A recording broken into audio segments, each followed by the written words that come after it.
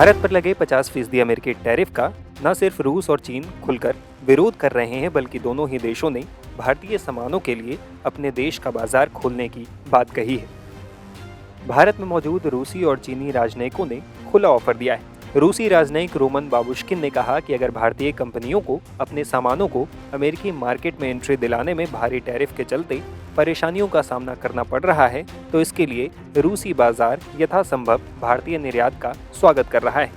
US tariff की कोई चिंता न करें। वहीं चीनी राजदूत शू फेईहोंग ने कहा है कि हम चीनी बाजार में और ज्यादा भारतीय वस्तुओं के आने का स्वागत करेंगे। आईटी, सॉफ्टवेयर और बायोमेडिसिन के सेक्टर में भारत को बढ़त हासिल है, जबकि चीन इलेक्ट्रॉनिक विनिर्माण, बुनियादी ढांचा निर्माण और नवीन ऊर्जा के सेक्टर में तेजी से विस्तार देख रहा है। अमेरिकी टैरिफ के बाद भारत को चीन और रूस का जबरदस्त साथ मिल रहा है। गौर करने वाली बात यह भी है कि आने वाले दिनों में पीएम मोदी चीन दौरे पर होंगे। इस दौरान दोनों देशों के बीच व्यापार को लेकर बड़े डील्स होने की उम्मीद की जा रही है। हाल ही में चीनी विदेश मंत्री वांग यी भी भारत आए थे। उनकी इस यात्रा के दौरान एक अहम सहमति ये बनी कि दोनों देश सीमा व्यापार फिर से चालू करेंगे। जिन रास्तों से व्यापार की सहमति बनी है, उनमें एक लपुलेख दर्रा भी है। उत्तराखंड से तिब्बत जाने वाला यह दर्रा पिथौरागढ़ जिले में पड़ता है। दूसरी तरफ भारतीय विदेश मंत्री एस जयशंकर रूस दौरे पर हैं। दोनों देशों के बीच व्यापार बढ़ाने को लेकर बातचीत भी हुई है। ये बातचीत इसलिए भी अहम है क्योंकि इसी साल के अंत में रूसी राष्ट्रपति व्लादिमीर पुतिन भारत दौरे पर आएंगे। इस दौरान दोनों देशों के बीच बड़े ट्रेड डील्स हो सकते हैं।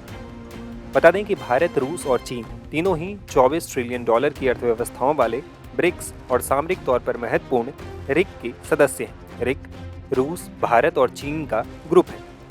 तीनों ही देश अगर इन दोनों ही संगठनों में एक्टिव होते हैं तो अमेरिका और अमेरिकी डॉलर का वर्चस्व खत्म हो सकता है। हाल ही में भारत के रिजर्व बैंक ने ब्रिक्स के देशों को रुपए में कारोबार की अनुमति दे दी है। वहीं चीन ने भारत को फर्टिलाइजर टनल मशीनों पर से बैन हटा लिया है। रूस भारत को बड़ी मात्रा में अत्याधुनिक हथियार और रक्षा प्रणाली दे रहा है। ऐसे में अगर ये तीनों ताकतें साथ आ जाएं तो अमेरिका का टेंशन में आना स्वाभाविक भी है। और चीन के राजनयिक शू फेईहोंग के हालिया बयान अमेरिका को और टेंशन में डाल सकता है। फेईहोंग ने कहा, अमेरिका को लंबे समय से मुक्त व्यापार से बहुत लाभ हुआ है, लेकिन अब वो अलग अलग देशों से अत्यधिक कीमतें वसूलने के लिए टैरिफ को सौदेबाजी के हथकंडे के तौर पर इस्तेमाल कर रहा है। अमेरिका ने भारत पर 50% तक टैरिफ लगाया है और इससे भी अधिक टैरिफ लगाने की धमकी दी। चीन इसका कड़ा विरोध करता है। ऐसे कृत्यों के सामने चुप्पी या समझौता करने से धौंस जमाने वालों का हौसला बढ़ता है।